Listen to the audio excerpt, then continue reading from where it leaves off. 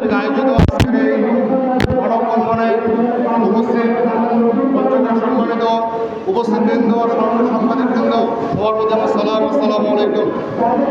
আপনারা জানেন, একটি অবহেলিত এলাকা, একটি নিপীড়িত এলাকা পঞ্চগড়।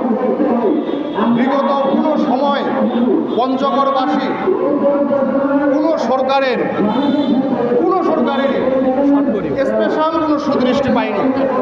আজকে যখন পরিবর্তন হয়েছে, আজকে যখন আমরা একটা বৈষম্যহীন বন্দোবস্তের দিকে যাচ্ছি, সেই সময় এই অবহেলিত অঞ্চলটিকে সবার প্রতি, এই অবহেলিত অঞ্চলের দিকে, অবকাঠামো উন্নয়নের দিকে আমি এদেশের যারা যে সরকার, সেই সরকারের প্রতি আহ্বান জানাই এবং আজকে এ পর্যন্ত আমার বক্তব্য শেষ করছি। বক্তব্যটা দিলাম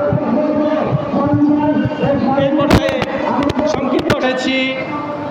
আমাদের প্রাণের দাবি, আমাদের প্রতিটা ঘরে ঘরে, প্রতিটা মায়ের, প্রতিটা ভাইয়ের, প্রতিটা বাবার দাবি, আমাদের যে 1000 শয্যা বিশিষ্ট এই হসপিটালটি নির্মিত হতে যাচ্ছে, এটা যাতে পঞ্চগড়ে হয়। আপনারা অবগত আছেন, আমাদের পঞ্চগড়ে অনেক জায়গা আছে, জায়গার কোনো অভাব নাই। এমনকি আমার বাড়ি দেবীগঞ্জে, এমন দেবীগঞ্জে ইকোনমিক জোনের কারণে প্রায় 100 বিঘা জমি অলরেডি সরকারের কাছে যাওয়া আছে, ওখানে জায়গা রেডি। এবং আমাদের দাবি একটাই, আমরা পঞ্চগড়ের মানুষ অবহেলিত সবসময়। আপনারা যারা এরই মধ্যেই অনেকেই বলে গেছেন, অতএব আমরা সকলেই সম্মিলিত হয়েছি এখানে।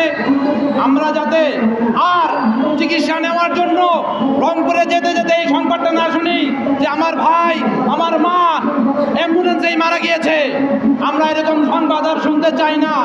মানুষের যে 5টি মৌলিক অধিকার আছে, তার মধ্যে জনগণের সাথে সাথেই যে 5টি মৌলিক অধিকার, এর মধ্যে একটি স্বাস্থ্য, চিকিৎসা। আমরা এই মৌলিক অধিকারটার জন্য আমরা আজকে এখানে দাঁড়িয়েছি।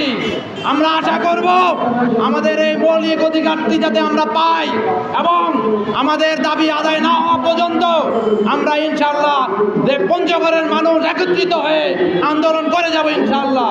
সবাইকে ধন্যবাদ।